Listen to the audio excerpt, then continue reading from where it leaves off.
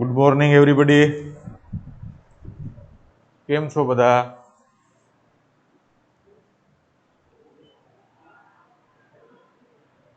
મજામાં? આપણે જનીન શરૂ કર્યું છે. એની અંદર આજે સૌથી પહેલા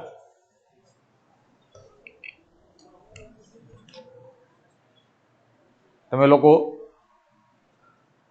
ટેક્સ્ટ બુક ખોલો. એટલે આપણે ટેક્સ્ટ બુકનું રીડિંગ કરીએ અને પછી મેન્ડલ સાહેબે જે પ્રમાણે કામ કરેલું છે તે સમજવાનો પ્રયત્ન કરીએ.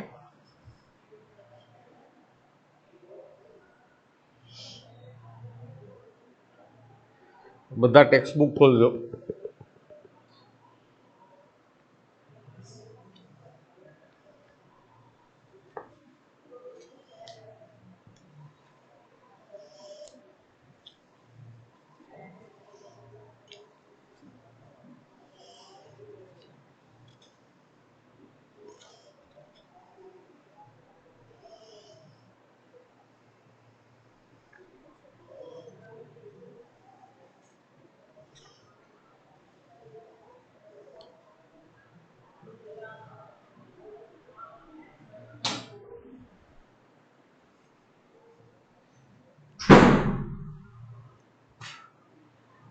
પ્રકરણ 5 આનુવંશિકતા અને ભિન્નતાના સિદ્ધાંતો. ક્યારેય તમને આશ્ચર્ય થયું છે કે હાથી શા માટે હંમેશા હાથીના બચ્ચાને જ જન્મ આપે છે? કોઈ અન્ય પ્રાણીને કેમ જન્મ આપતો નથી? અથવા કેરીના ગોટલા કે બીજમાંથી શા માટે આંબો જ ઉગે છે, બીજી કોઈ વનસ્પતિ ઉગતી નથી? સંતતિઓ તેમના પિતૃઓને મળતી આવે છે, અથવા શું તે કેટલાક લક્ષણોમાં ભિન્નતા પણ ધરાવે છે? શું તમને ક્યારે પણ આશ્ચર્ય થયું છે કે સગા ભાઈ બહેન ક્યારેક શા માટે સમાન દેખાય છે, અથવા ક્યારેક તે અલગ અલગ કેમ દેખાય છે? અથવા આવા તથા તેને સંબંધિત અનેક પ્રશ્નો સાથે વૈજ્ઞાનિક રીતે જીવ વિજ્ઞાનની જે શાખા સંકળાયેલી છે તેને જનીન વિદ્યા તરીકે ઓળખાય છે. આ વિષય આનુવંશિકતા તથા પિતૃથી સંતતિના લક્ષણોમાં જોવા મળતી ભિન્નતા સાથે સંકળાયેલ છે. આનુવંશિકતા એટલે જેના દ્વારા પિતૃના લક્ષણો સંતતિમાં ઉતરી આવવાની ઘટના, તે આનુવંશિકતાનો આધાર છે. ભિન્નતા એટલે કે જેના દ્વારા સંતતિ તેના પિતૃઓથી જુદી પડે છે, અલગ પડે. ભિન્નતાનું કારણ લિંગી પ્રજનનમાં સંકળાયેલું છે અથવા છુપાયેલું છે. તે જ્ઞાન મનુષ્યને ઈસવીસન પૂર્વે 8000 થી 1000 BC પ્રાપ્ત થયું હતું. તેને વનસ્પતિ અને પ્રાણીઓની પ્રકૃતિમાં ઉપસ્થિત વન્ય વસ્તીનો લાભ લીધો, ભિન્નતાનો લાભ લીધો અને લાભદાયક લક્ષણોવાળા સજીવોની પસંદગી કરી તેમનું પ્રજનન કરાવ્યું તથા તેઓના ઈચ્છિત લક્ષણોવાળા સજીવો અથવા તો ઓફસ્પ્રિંગ્સ, જેને આપણે કહીએ છીએ સંતતિઓ, પ્રાપ્ત કરી. ઉદાહરણ તરીકે કૃત્રિમ પસંદગી અને પાલતુ બનાવેલી આદિ વન્ય ગાયોમાંથી બનાવેલી ભારતીય જાતોથી આપણે ખૂબ સારી રીતે પરિચિત છીએ, જેમ કે પંજાબની સાહીવાલ ગાય. આપણે એ માનવું પડશે કે આપણા પૂર્વજોને લક્ષણોનું વારસાગમન અને ભિન્નતાનું જ્ઞાન હતું, પરંતુ આ ઘટનાઓના વૈજ્ઞાનિક આધારના સંદર્ભે ખૂબ જ ઓછી જાણકારી હતી. થાય છે એ ખબર હતી, કેવી રીતે થાય છે ને કોણ જવાબદાર છે એ ખ્યાલ નહોતો. એના વિશેની આપણે વાત કરવાની છે. મેન્ડલ દ્વારા જે વસ્તુ આપવામાં આવી છે તેની. 19મી સદીના મધ્યમાં આનુવંશિકતાને સમજવા માટે પ્રગતિ થઈ શકી. ગ્રિગોર મેન્ડલે વટાણાના છોડ ઉપર 7 વર્ષ 1856 થી 1863 સુધી સંકરણના પ્રયોગો કર્યા અને તેના આધારે આનુવંશિકતાના નિયમો રજૂ કર્યા. મેન્ડલના આનુવંશિક સંશોધનો દરમિયાન સર્વપ્રથમ આંકડાકીય પૃથ્થકરણ અને ગણિતિક તર્કનો ઉપયોગ જીવ વિજ્ઞાનની સમસ્યાઓના સમાધાન શોધવા માટે થયો. તો મેન્ડલ પહેલો એવો વૈજ્ઞાનિક છે જેને બાયોલોજીની અંદર આંકડાશાસ્ત્ર અને મેથેમેટિક્સનો યુઝ કર્યો છે. તેના પ્રયોગોના નમૂનાની વિશાળ સંખ્યા તેમના આંકડાઓને વિશ્વસનીયતા પ્રાપ્ત કરાવી. સાથે સાથે તેઓના એ ઉપયોગમાં લીધેલા છોડની ઉત્તરોત્તર પેઢીઓ પર કરવામાં આવેલ પ્રયોગો તથા તેઓની સફળ ધારણાઓએ સિદ્ધ કર્યું કે તેના પરિણામો ભ્રામક વિચાર નથી, કોઈ માનસિક વિચારો નથી, પણ તેને બદલે મેન્ડલના આનુવંશિકતાના સામાન્ય નિયમોનું પણ નિર્દેશન કરે છે. મેન્ડલે વટાણાના છોડના એ લક્ષણો પર સંશોધન કર્યા કે જે હંમેશા વિરોધાભાસી હતા, જેમ કે ઊંચાઈ એટલે કે ઊંચા અથવા તો નીચા છોડ, પછી બીજનો રંગ જેમ કે પીળો અને લીલો એટલે કે સહેલાઈથી ડિમાર્ક કરી શકાય, સહેલાઈથી ઓળખી શકાય તે પ્રકારના લક્ષણો લીધા. આને કારણે તેઓને આનુવંશિકતાના નિયમોનું આધારભૂત માળખું તૈયાર કરવામાં સહાયતા મળી. ત્યારબાદના વૈજ્ઞાનિકોએ તેનો વિસ્તાર કર્યો, જેનાથી વિવિધ કુદરતી નિરીક્ષણ અને તેમાં નહિવત જટિલતાનું સ્પષ્ટીકરણ થઈ શક્યું. મેન્ડલે આવા અનેક શુદ્ધ સંવર્ધિત વંશક્રમ વટાણાની જાત, જો શુદ્ધ સંવર્ધિત વંશક્રમ એનો મતલબ છે કે પેઢી દર પેઢી એક જ સમાન લક્ષણો વાળી સંતતિ ઉત્પન્ન કરતી જાત ને લઈને કૃત્રિમ પરાગનયન અથવા પરપરાગનયનના પ્રયોગ કર્યા. શુદ્ધ સંવર્ધન વંશક્રમ એટલે ઘણી બધી પેઢીઓ સુધી સતત સ્વપરાગનયનના ફળ સ્વરૂપ સ્થાયી લક્ષણો પ્રદર્શિત કરતી જાતો. મેન્ડલે 14 શુદ્ધ સંવર્ધિત વટાણાની જાત પસંદ કરી. તો 14 જાત પસંદ કરી છે વટાણાની. આ એક પ્રશ્ન બને ડાયરેક્ટ કે મેન્ડલે વટાણાની કેટલી જાત ઉપર સંશોધન કર્યા? તો કે 14 જાતો ઉપર. એ 14 જાતમાં જોડીમાં લક્ષણો લીધા હતા, જેમ કે એક ઊંચાઈવાળા અને એક ઓછી ઊંચાઈવાળા, બરોબર, વધુ ઊંચાઈવાળા અને ઓછી ઊંચાઈવાળા. એક છે એ પીળા બીજવાળા અને બીજા છે એ લીલા બીજવાળા. એવી રીતે 7 લક્ષણ જોડીમાં હોય એટલે એ 14 થાય. જો કોઈ એક લક્ષણને બાદ કરતા અન્ય લક્ષણોમાં સમાન હતા, બરોબર. પુષ્પનો રંગ, તો પુષ્પનો રંગ જુદો હોય, બાકી બધી બાબતે કોમનલી. હાઈટ, તો હાઈટમાં ડિફરન્સ હોય, બાકી બધા લક્ષણો છે તે સમાન હોય. તેમાંથી પસંદ કરેલા કેટલાક વિરોધાભાસી લક્ષણો જેવા કે ગોળ અથવા ખરબચડા બીજ, પીળા અથવા લીલા બીજ, ફૂલેલી અથવા સંકુચિત સિંગ, લીલી અથવા પીળી સિંગ, ઊંચા અથવા નીચા છોડ હતા. હવે આપણે વાત કરીએ મેન્ડલના પ્રયોગોની.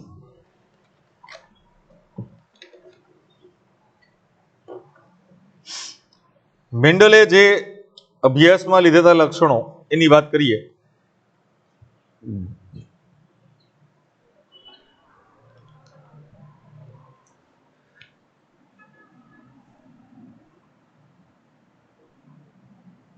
મેન્ડલ દ્વારા ઉપયોગમાં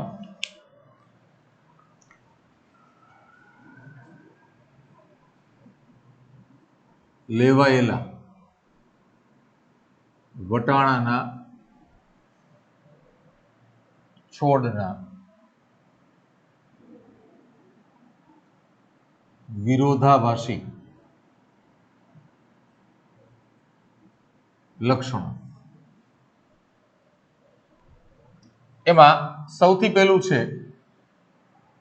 તે ઊંચાઈ, છોડની ઊંચાઈ,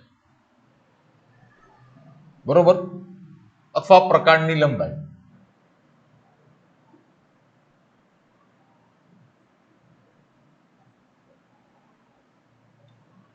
ત્યાર પછી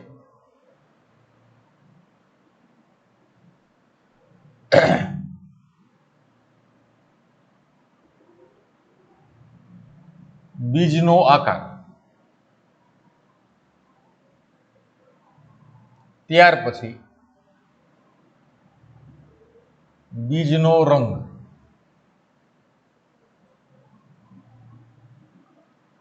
ત્યાર પછી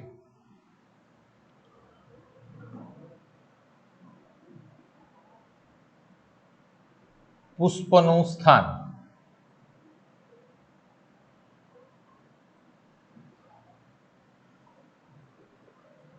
ત્યાર પછી પુષ્પનો રંગ,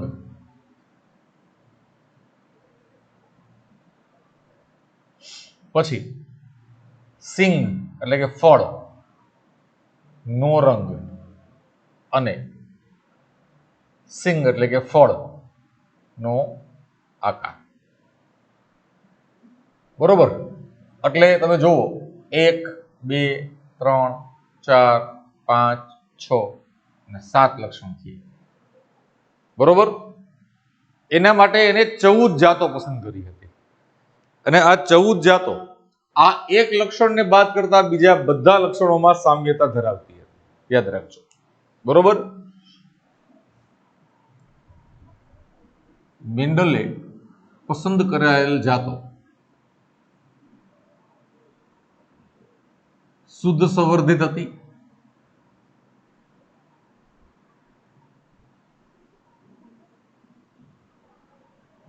બરોબર. બીજું, આ જાતો સામાન્યતઃ સ્વફલન દર્શાવતી હતી.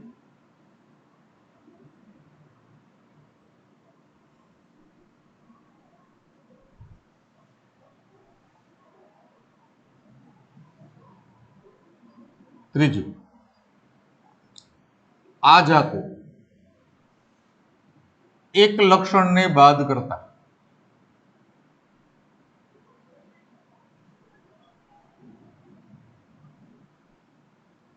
અન્ય બધા લક્ષણોમાં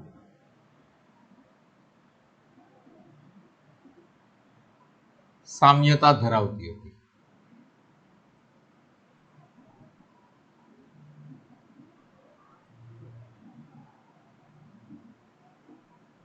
બરોબર.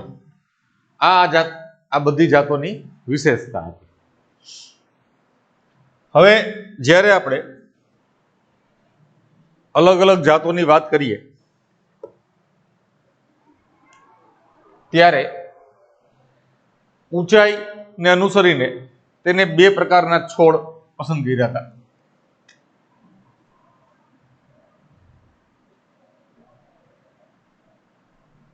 શુદ્ધ ઊંચા અને શુદ્ધ નીચા. શુદ્ધ નો મતલબ શું થાય છે તો કે પેઢી દર પેઢી એનામાં ઊંચા છોડ જ ઉત્પન્ન થાય એના બીજની અંદરથી. બરોબર. અને અહીંયા નીચા છોડ ઉત્પન્ન થાય. પછી બીજનો આકાર ગોળ અને ખરબચડો. પછી બીજનો રંગ પીળો અને લીલો. પુષ્પની આપણે ખબર છે કે ભાઈ પુષ્પ હોય કા અગ્રકલિકામાંથી ઉત્પન્ન થાય અથવા તો કક્ષકલિકામાંથી ઉત્પન્ન થાય. એટલે કા અગ્રીય હોય અથવા કક્ષીય હોય. બરોબર.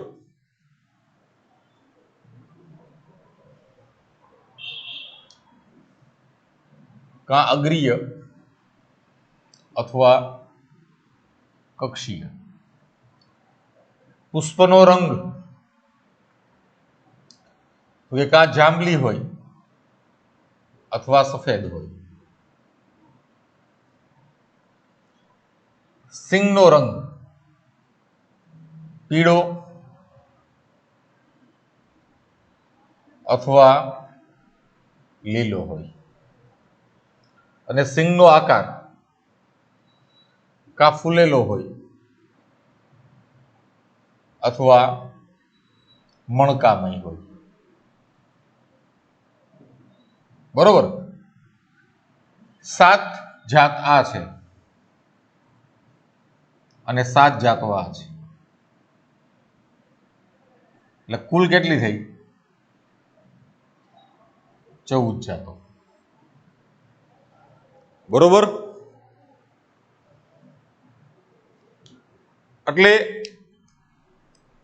આની અંદર શું તો કે શુદ્ધ સંવર્ધિત જાતો છે બધી. પહેલી વાત. બરોબર. બધી શુદ્ધ સંવર્ધિત જાતો છે. બીજું, સ્વફલન દર્શાવે છે અને એક લક્ષણ કોઈ પણ એક લક્ષણ આજે લીધું છે તે એને બાદ કરતા અન્ય લક્ષણોમાં સામ્યતા છે.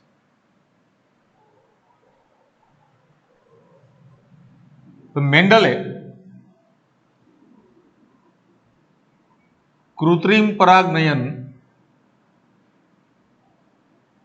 અથવા જેને આપણે પરપરાગનયન કહીએ છીએ તે દર્શાવેલું છે અથવા તે કરેલું છે. બરોબર. મેન્ડલ દ્વારા કૃત્રિમ પરાગનયન કે પરપરાગનયન કરાવાયેલું છે.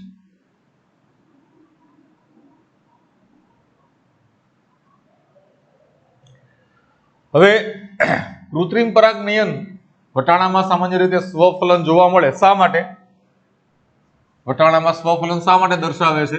કારણ કે દ્વિલિંગી પુષ્પ છે.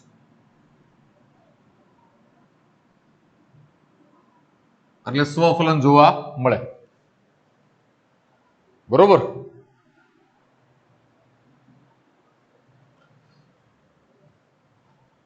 હવે આની અંદર કૃત્રિમ પરાગનયન માટે મેન્ડલે શું કરેલું છે? તો કે અપરિપક્વ પુષ્પમાં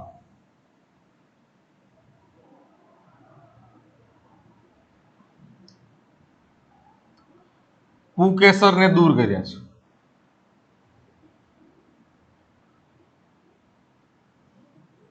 બરોબર. જેને આપણે કહીએ છીએ વંધીકરણ.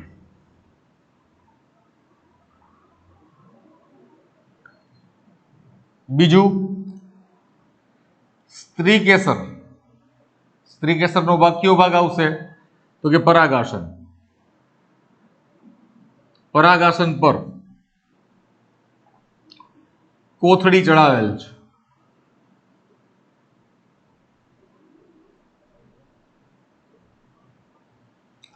આ વંધીકરણ છે એને આપણે કહીએ છીએ ઇમેસ્ક્યુલેશન અને આને આપણે કહીએ છીએ બેગિંગ. બરોબર.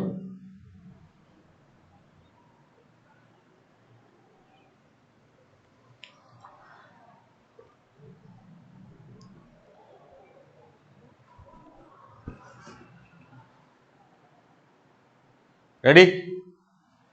તો આ 14 જાતો છે જે 7 લક્ષણોમાં વિરોધાભાસી લક્ષણ ધરાવે અથવા વિરોધાભાસ ધરાવે છે. કોન્ટ્રાસ્ટિંગ ટ્રેટ્સ છે એની અંદર. હવે મેન્ડલના સૌથી પહેલા આપણે કહીએ એક સંકરણના પ્રયોગની વાત કરીએ. બરોબર.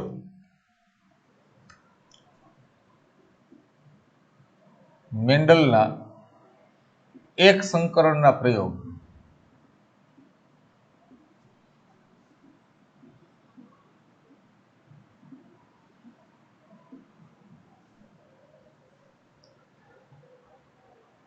પહેલી વાત તો એ છે કે એક સંકરણ શબ્દ એટલે સંકરણનો મતલબ જ બે અલગ અલગ લક્ષણો ધરાવતા પિતૃઓ વચ્ચે પ્રજનન કરાવી અને ઈચ્છિત લક્ષણો વાળી સંતતિ ઉત્પન્ન કરવી.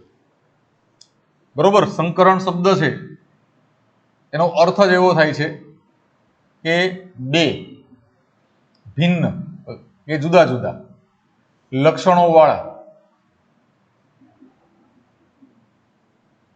પિતૃઓ વચ્ચે પ્રજનન કરાવી ને ઈચ્છિત લક્ષણો યુક્ત સંતતિઓ પ્રાપ્ત કરવી એને આપણે સંકરણ કહીએ છીએ. એક સંકરણનો અર્થ શાબ્દિક રીતે જોવા જઈએ તો એક સમયે એક જ લક્ષણ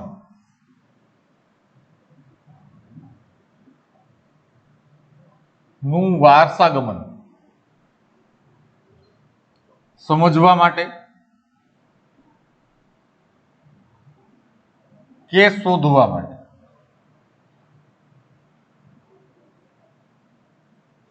કરવામાં આવતા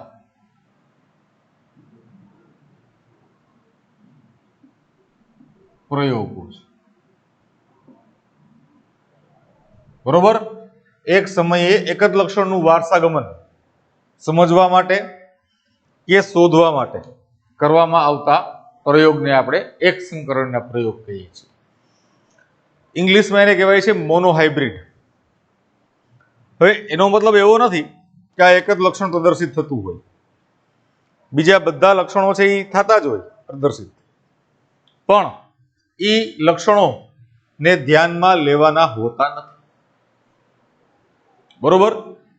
જે તે સમયે માત્ર એક જ લક્ષણ લેવાનું. માનો કે ઊંચાઈની વાત કરીએ છીએ તો ખાલી ઊંચાઈને જ અનુસરીને આપણે કામ કરવાનું થાય. બીજનો આકાર તો માત્ર એ એક જ ઉપર ફોકસ આપણું હોવું જોઈએ. બીજા બધા લક્ષણો છે ઓકે બરોબર, પણ એની ઉપર એનું ફોકસ હોય નહીં. એટલે કોઈ પણ એક લક્ષણ, આ 7 પૈકી કોઈ પણ એક જ લક્ષણ લેવાનું. પછી જ્યારે દ્વિસંકરણની વાત કરશું ત્યારે એક સાથે બે લક્ષણ, હવે બે લક્ષણ છે તે સંબંધિત લક્ષણો હોય અથવા સંબંધિત લક્ષણો ના પણ હોય. જેમ કે બીજનો આકાર અને બીજનો રંગ લઈએ તો એ સંબંધિત લક્ષણ, કારણ કે બંને બીજને અનુસરીને વાત કરીએ છીએ. તો આ બંનેને આપણે સંબંધિત લક્ષણ અથવા તો રિલેટેડ કેરેક્ટર્સ કહેવાય. અથવા આપણે એમ પણ કહી શકીએ કે પ્રકાંડની ઊંચાઈ અને બીજનો આકાર, બરોબર, એ બે લક્ષણ લઈએ તો એ કહેવાય દ્વિસંકરણ, પણ અસંબંધિત લક્ષણ. બરોબર. એવી રીતે કોઈ પણ બે લક્ષણો લઈ શકીએ છીએ આપણે.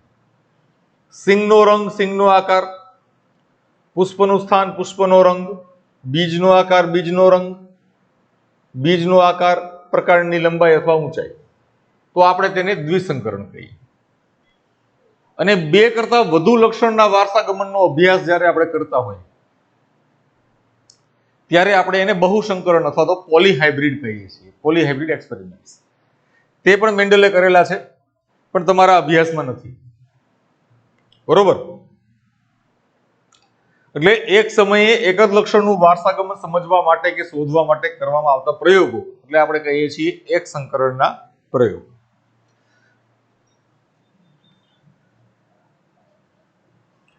હવે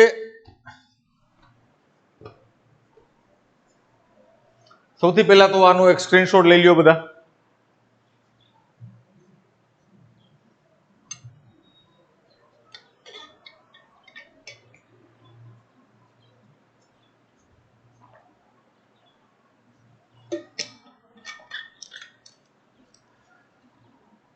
બધા સ્ક્રીનશોટ લઈ લેજો બેટા.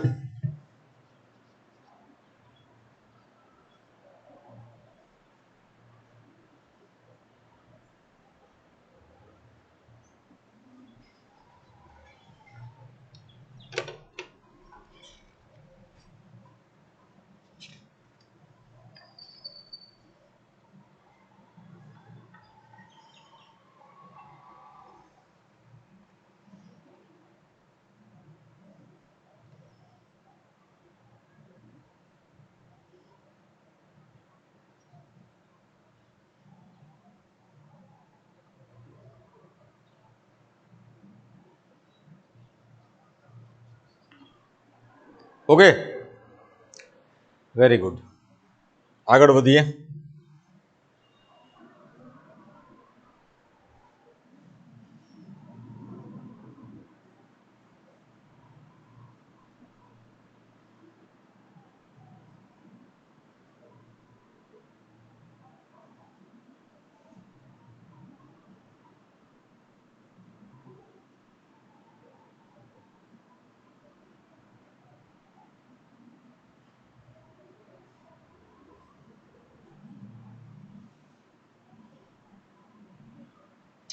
હવે આપણે એક સંકરના પ્રયોગની વાત શરૂ કરીએ. આ પાઠ ખૂબ જ સહેલો છે અને ઇન્ટરેસ્ટિંગ છે, મજા આવે એવો પાઠ છે.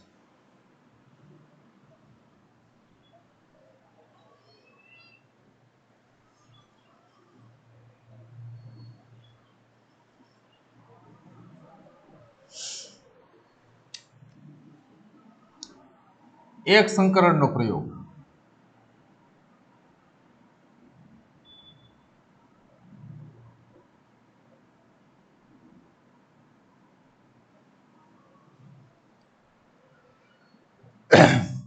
મેન્ડલે જે લક્ષણ લીધું હતું તે જ આપણે વાત કરીએ. ઊંચાઈ, પ્રકાંડની ઊંચાઈ. હવે મેન્ડલે તો બધા લક્ષણો માટે એક સંકરના પ્રયોગ કર્યા હતા. મેન્ડલે બધા લક્ષણો માટે એક સંકરના પ્રયોગ કર્યા છે, યાદ રાખજો. આપણે તો ખાલી એક ઊંચાઈનું જ આવે છે, પણ મેન્ડલે બધું કરેલું હતું.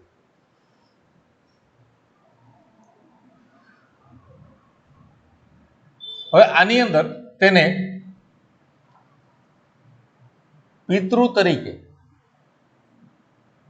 શુદ્ધ ઊંચા અને બીજા પિતૃ તરીકે શુદ્ધ નીચા છોડ લીધા. શુદ્ધનો મતલબ આપણે ખબર છે કે પેઢી દર પેઢી જે ઊંચા છોડ છે તેની સંતતિઓ બધી ઊંચી જ થવાની, એટલે આપણે એને શુદ્ધ ઊંચા કહીએ છીએ. જ્યારે પેઢી દર પેઢી જેની સંતતિઓ નીચી જ થવાની હોય, જેની પ્રકાંડ છે એની લંબાઈ ઓછી થવાની હોય, તો તેવા છોડ છે તેને આપણે કહીએ છીએ શુદ્ધ નીચા.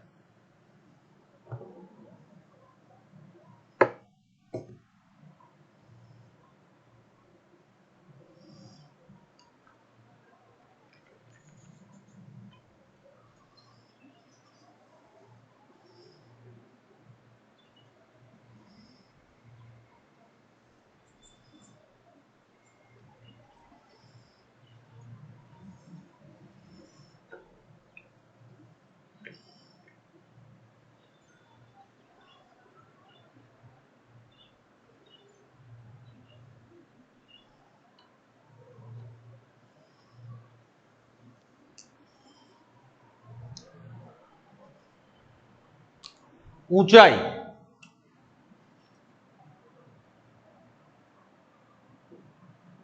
એટલે આપણે એને હાઈટ કહીએ છીએ, અથવા એના માટે આપણે શબ્દ વાપરીએ છીએ ટોલનેસ, એટલે કે ટોલ પ્લાન્ટ. બરોબર? આના ઉપરથી એને ટી શબ્દ લીધો અથવા ટી સંજ્ઞા વાપરી. હવે વટાણા છે એ ફેબેસી કુળની વનસ્પતિ છે, આવૃત બીજધારી વનસ્પતિ છે, ઉચ્ચ કક્ષાની વનસ્પતિ છે. બરોબર? એટલે એની અંદર રંગસૂત્ર છે તે હંમેશા જોડીમાં હોય, એવી રીતે જનીન પણ હંમેશા જોડીમાં જોવા મળે. બરોબર? તો ઊંચાઈ માટે આવી રીતે સંજ્ઞા લીધી હતી, અને નીચાઈ જે નીચા છોડ છે એના માટે એને સ્મોલ ટી સંજ્ઞા વાપરી. બરોબર? શુદ્ધ ઊંચા અને શુદ્ધ નીચા.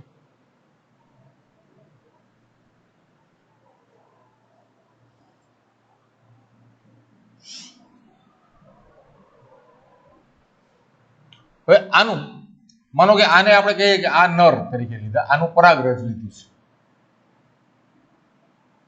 અને આના અંડકો છે માદા તરીકે. બરોબર? અથવા તમે આને તમે નર તરીકે લ્યો અને આને માદા તરીકે લ્યો, તો આને પરાગરજ સૌથી પહેલા એકત્ર કરવા માટે વંધીકરણ કરેલું છે અને આનું બેગિંગ કરેલું છે. બરોબર?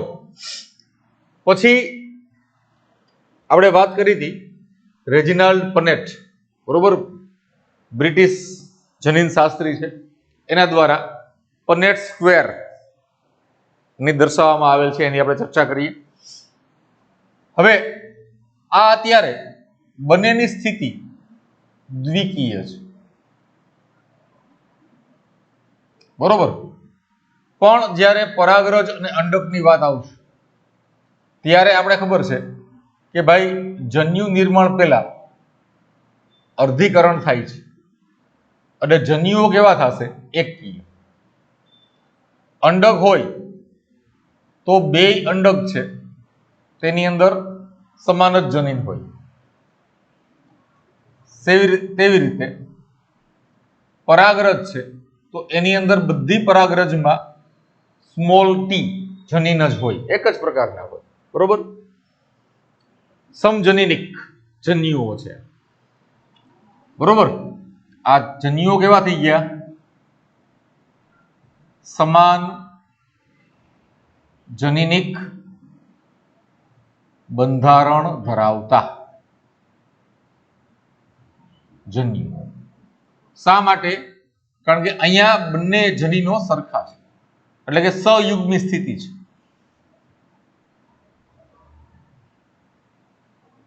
બરોબર. તો આના જે અંડકો છે, માદાજન્યુ છે, તે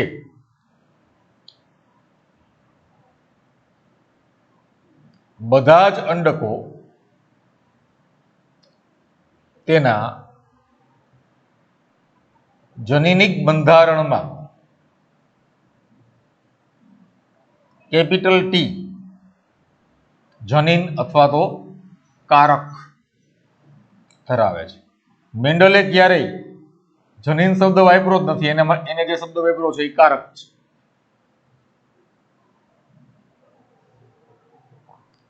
સેમ વે અહીંયા પણ બધી જ પરાગરજ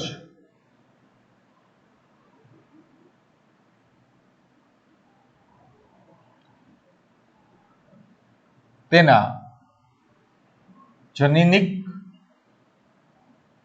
બંધારણમાં સ્મોલ ટી જનીન ધરાવે છે અથવા તો ધરાવતી હોય, બરોબર.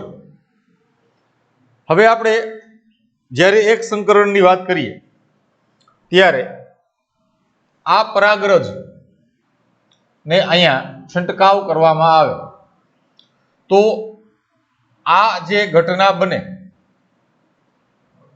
ઈ પરફલન થાય. યાદ રાખજો, કેવું થશે? પરફલન. આ બંને વચ્ચે, બરોબર, પરફલન થાય, સ્વફલન નહીં થાય. ઓકે. જો સાવ સિમ્પલી આપણે જોવું હોય તો કેપિટલ ટી અને સ્મોલ ટી, બરોબર, આ આપણે પેરેન્ટ તરીકે લઈએ છીએ, પિતૃ તરીકે, બરોબર. પછી એમાંથી આપણે કહીએ કે ભાઈ જન્યુ, તો આને આપણે માદા તરીકે લીધું છે અને આને નર તરીકે લીધું છે. તો આ બંને અંડકો થશે, જ્યારે આ બંને પરાગરજ થશે, બરોબર. પરાગરજનો છંટકાવ અંડકો એટલે કે પરાગાસન ઉપર કરવાનો હોય. હવે આની ફલનની સંભાવનાઓ જોઈએ તો આ પરાગરજ છે તે આ અંડકને ફલિત કરે તો જે સંતતિઓ આવે એ સંતતિનું જનીન બંધારણ કેવું થાય?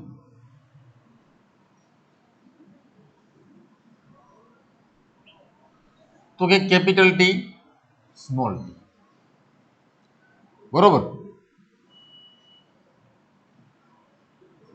સેમ વે આ પરાગરજ આ અંડકને ફલિત કરે તો પણ બંધારણ તો એક થાય છે. તેવી જ રીતે આની અંદર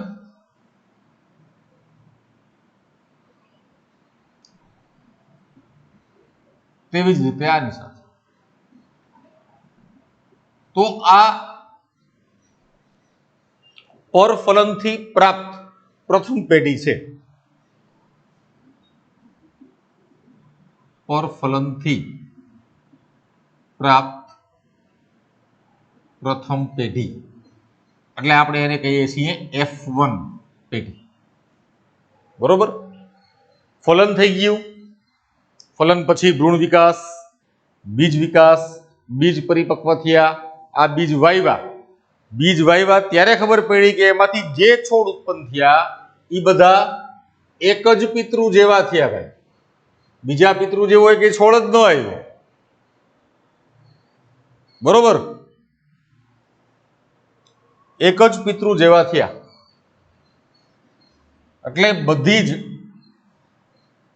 F1 સંતતિ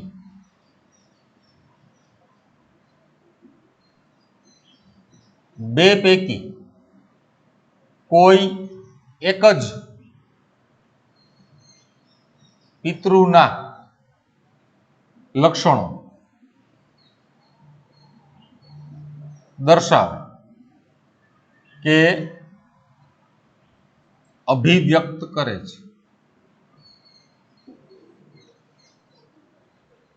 બરોબર। એને બધા F1 તરીકે બધા જ ઊંચા છોડ કે જેને આપણે કહીએ છીએ કે લાંબા પ્રકાંડ વાળા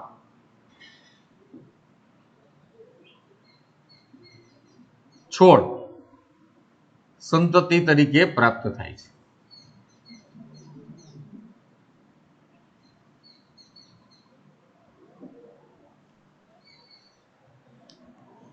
ओके,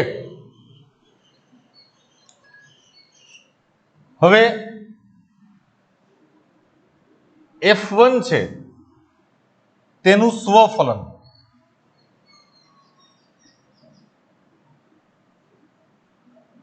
બરોબર। યાદ રાખજો, સ્વફલન કરાવવાનું છે F1, બરોબર। એટલે એક જ પુષ્પની અંદર થશે,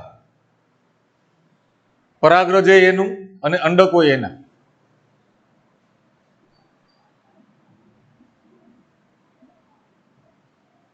એક જ પુષ્પમાં સ્વફલન થાય। હવે F1 ને પિતૃ તરીકે લઈએ છીએ, F1 ને પિતૃ તરીકે, બરોબર। તો સેમ પ્રોસિજર થાય, તમે બે પૈકી કોઈ પણ નર અથવા માદા લઈ શકો છો। આ તો દ્વિકીય સ્થિતિ છે અને અહીંયા 50%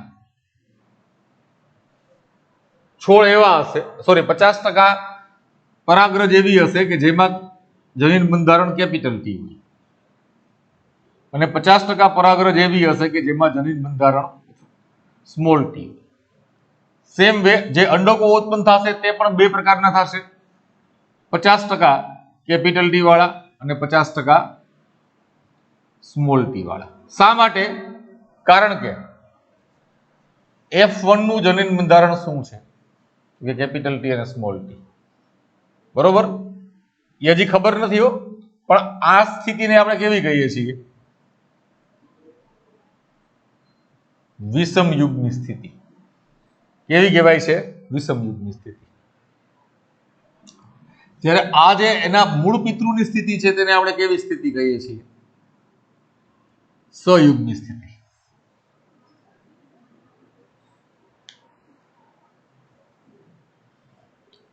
બરોબર। હવે પેલા એક આનો સ્ક્રીનશોટ લઈ લ્યો।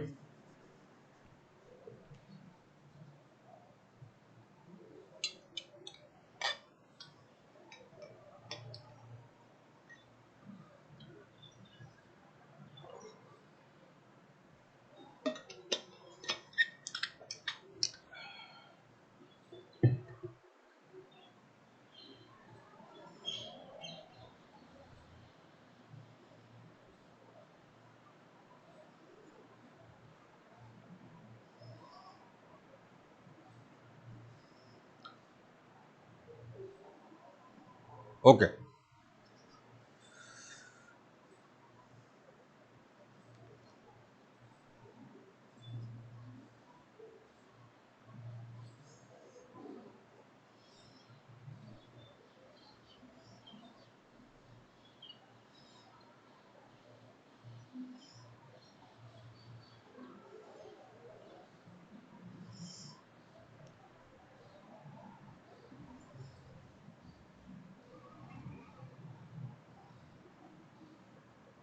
રેડી?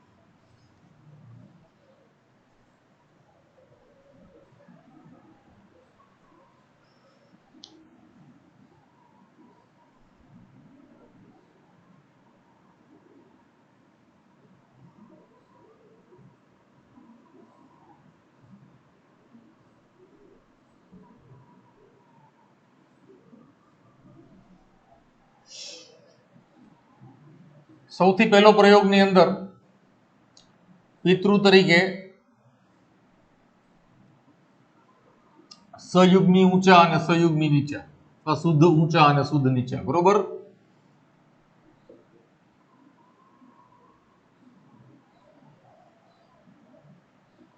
સમાન પ્રકારના જન્યુઓ,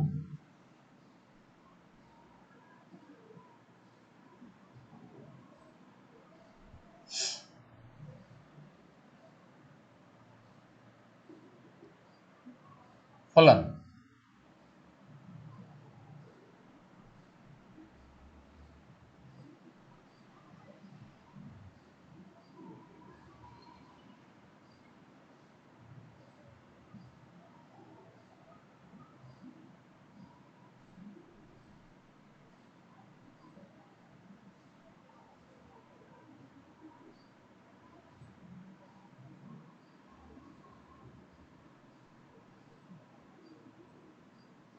ઓકે, આ F1 પેટી.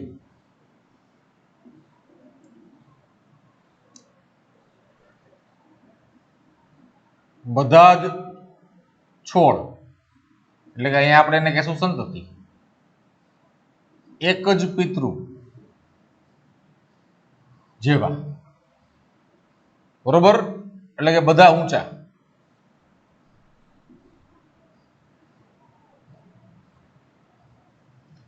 હવે બીજા પ્રયોગમાં F1 નું સ્વફલન.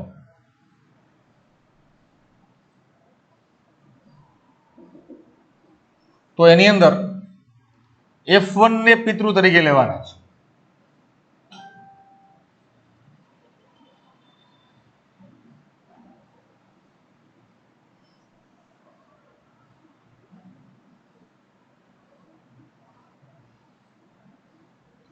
ઓકે, આને તમે આની પરાગરજ લ્યો અને આનો અંડક લ્યો. હવે જન્યુ જોવો.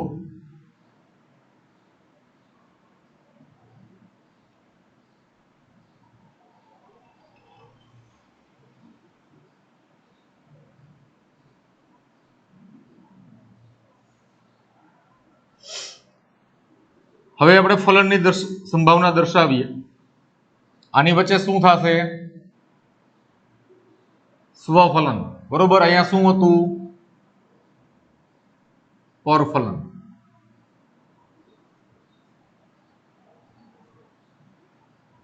હવે ફલનની સંભાવનાઓ જોઈએ તો એક આ બંધારણ આવે છે,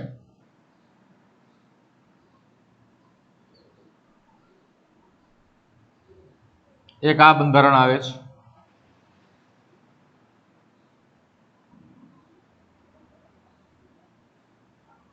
એક આ બંધારણ આવે છે અને એક આ બંધારણ આવે છે.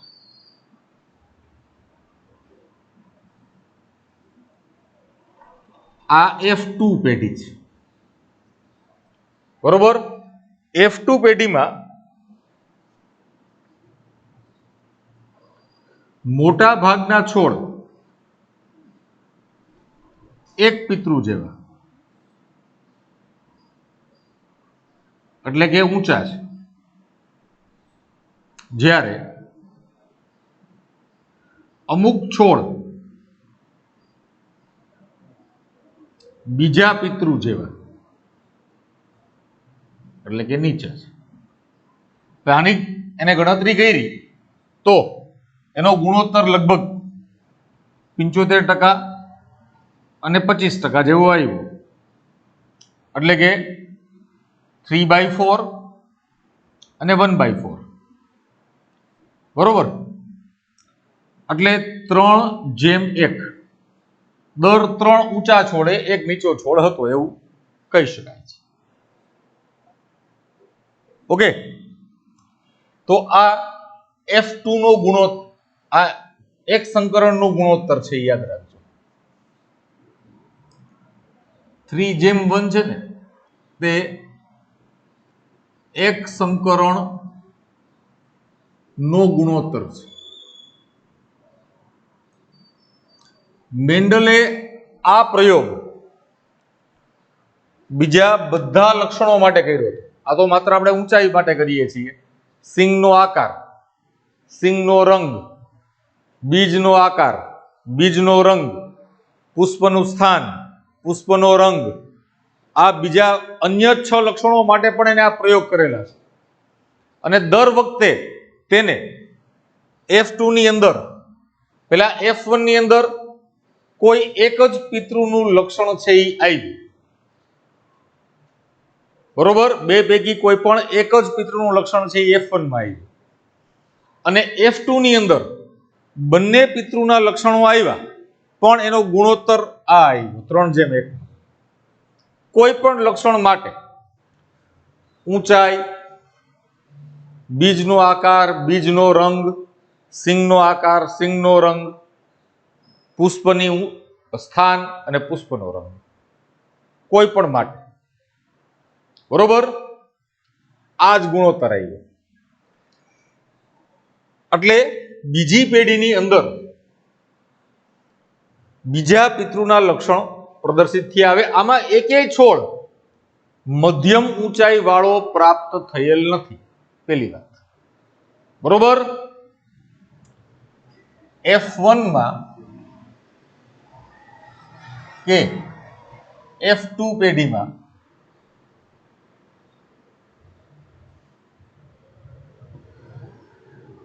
કોઈ પણ છોડ મધ્યમ ઊંચાઈ વાળો પ્રાપ્ત થતો નથી અથવા પ્રાપ્ત થયેલ નથી. આનો મતલબ શું સમજવાનું કે આનું કોઈ મિશ્રણ તો થતું જ નથી. જનીનોનું કોઈ પ્રકારનું ક્યારેય મિશ્રણ, બ્લેન્ડિંગ થતું નથી. હવે આપણે એ જોવાનું છે કે આ છોડ છે એનું જનીન બંધારણ કેવું છે.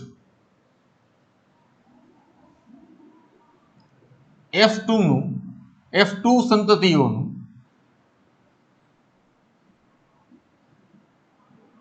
જનીન બંધારણ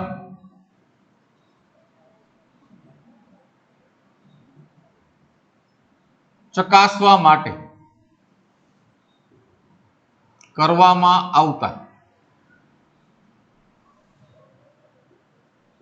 પ્રયોગને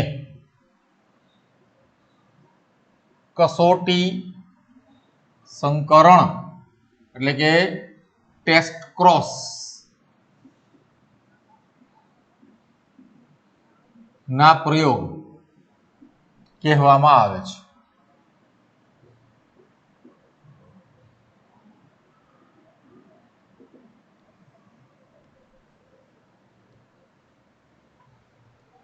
સંતતિઓ છે તે સહયુગ્મી છે કે વિષમયુગ્મી છે કેમ જાણવું, બરોબર.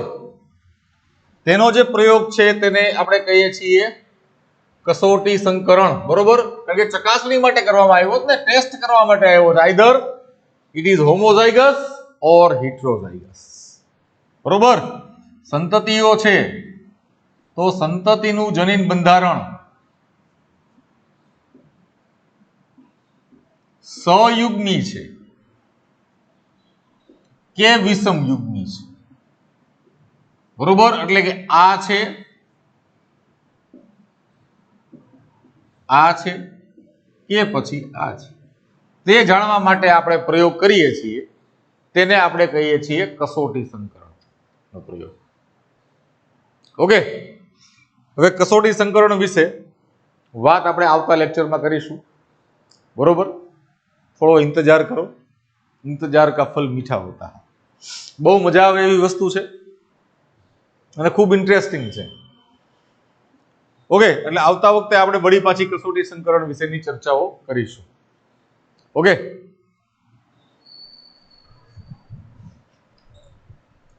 પેલા એક સ્ક્રીનશોટ લઈ લેજો બધા આનો.